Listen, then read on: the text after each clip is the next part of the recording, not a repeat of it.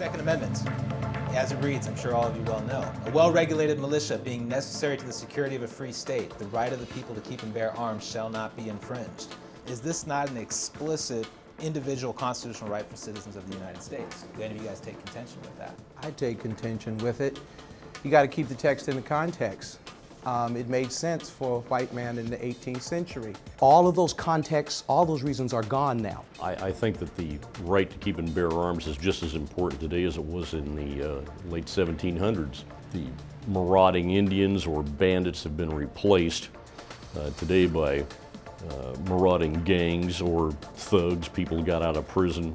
The killers at Sandy Hook, the killers at Aurora, the killers at Columbine, none of these guys fell into that category of criminals, gangbangers, marauders.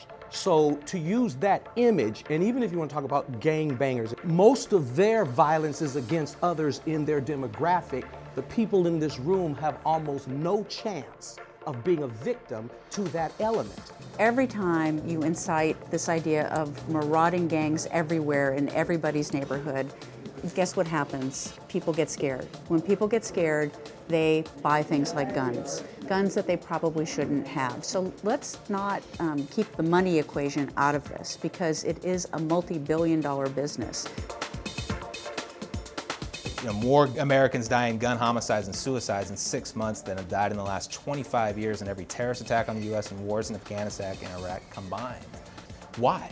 Why in the United States are there more deaths related to guns? Is it because there are more guns that are available? I mean, if you look at all the guns on the planet, the United States owns half of them. And in fact, it's more than half. So of course there's more gun violence as a result of that. Listening through everything, I think it's one of those things where personally and selfishly, I would love to go and buy guns out, from friends or wherever, and not have any kind of issues. It would be uncomfortable to have to sit through a class or to do this or to do that or jump through this hoop.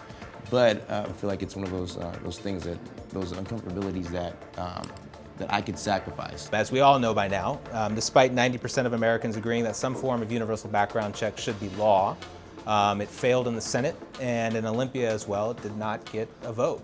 But when 40% of all legal gun sales are taking place at gun shows, on the internet, or through more informal sales between private sellers and buyers where there is no background check. That's not even an accurate figure. Let's say it's 20%. Well, you can pick Let's any say number out of it's 5%, there you want to. Whatever it is. You still are going to have criminals deliberately violating the law. They're not going to go through background checks. I suspect everyone here can agree we want to keep our families safe, we want to keep our friends safe, we want to keep our neighborhoods safe, we want to keep our cities safe, and our state safe.